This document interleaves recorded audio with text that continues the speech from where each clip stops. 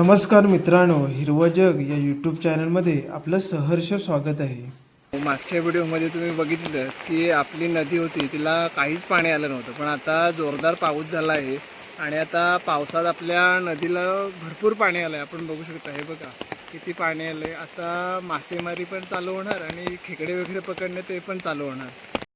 सध्या पाऊस वगैरे पण जास्त झालेला आहे। आपण बघू शकता की आता गावातील जी मुलं वगैरे आहेत ती मासे पकडण्यासाठी इकडे शेतावरती आलेली आहेत। तर आपण पण जाऊया, बघूया त्यांना किती मासे वगैरे भेटले ते। म्हणजे कसं होतं की आता जेव्हा पहिला पाऊस वगैरे पडतो तेव्हा जी वळगण वगैरे असते ते चढते, म्हणजे जे मासे असतात मोठे मासे ते मोठ्या प्रमाणात येतात इकडे। तर आपण बघूया की कसं आहे की पाण्याच्या बरोबर ते मासे येतात। तर आपण बघूया की मुलांना किती मासे वगैरे कसे काय भेटलेत ते।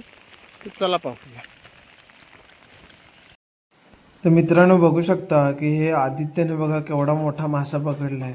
तर हे जे मासे असतात ते असेच म्हणजे वल्गणीला चढतात। हा बघा केवढा मोठा मासा आहे। तर ही जी मुलं होती ती दिवसभर इकडेच नदीवरती होती। तर सकाळी पण आणि थोडेफार मासे नेले। तर हा बघा म्हणजे मस्तपैकी आता याचं संध्याकाळी नेऊन याचं कालवण करणार। तर जेव्हा सुरुवातीचा पाऊस पडतो तेव्हा असे वल्गणीचे मासे नदीला येतात। तर ही जी मुलं वगैरे असतात ती नदीवरती असे मासे पकडायला येतात। तर अजून आपण बघूया, तर आपण बघू शकता हे बघा हे दुसरे मित्राने पण जाळ्यामध्ये मासे पकडलेत, बघा कसे जिवंत आहेत। तर हा जो मित्र आहे तो त्याला खेकडे पकडण्याचा पण जास्त शौक आहे आणि मासे पकडण्याचा पण, म्हणजे कुठं मासे असतील किंवा खेकडे असतील तर तिथे पकडण्यामध्ये हा एक नंबर। म्हणजे कुठलेच मासे खेकडे हा ठेवत नाही, सर्व मासे खेकडे एकदम संपवून टाकतो। हे बघा कसे जिवंत मासे आहेत जे आता थोड्या वेळापूर्वीच हे पकडलेले आहेत। तर कसं सुरुवातीचा जेव्हा पाऊस असतो तेव्हा असे मोठ्या प्रकारचे मासे मिळतात, म्हणजे कसं पाण्याचा जो प्रवाह असतो त्या पाण्याच्या विरुद्ध दिशेला हे मासे येतात आणि असे शेतामध्ये म्हणजे पाण्याचं प्रमाण कमी झालं की शेतामध्ये असे अडकून राहतात। तर सकाळपासून पण भरपूर प्रमाणात मासे पकडले। आता बघा आता 3-4 हे मासे आहेत। तर हे आता नेणार आणि संध्याकाळी यांचं चांगलं मस्तपैकी कालवण होणार। तर बघूया अजून दुसऱ्या मुलांना किती मासे वगैरे मिळतात काय ते।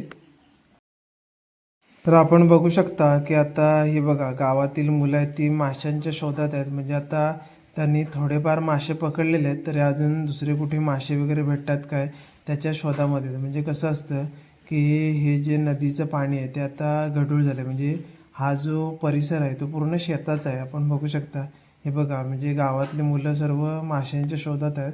अर्धी उतरली आहेत पाण्यामध्ये, अर्धी बांधावरून त्यांना सांगतायत की कुठे मासा आहे। कारण कसं आहे त्यांना सर्व जे चिखलाचं पाणी आहे त्यातून लगेच समजत नाही की मासा कुठे येतो। तर बघूया ते किती मासे पकडतात ते, कारण कसं आता दिवसभर हे मासे पकडून दमले, आता संध्याकाळचं हे झालं आहे। संध्याकाळचं कसं कालवं झाल्यानंतर काही समजत नाही की कुठे मासे वगैरे आहेत काय ते।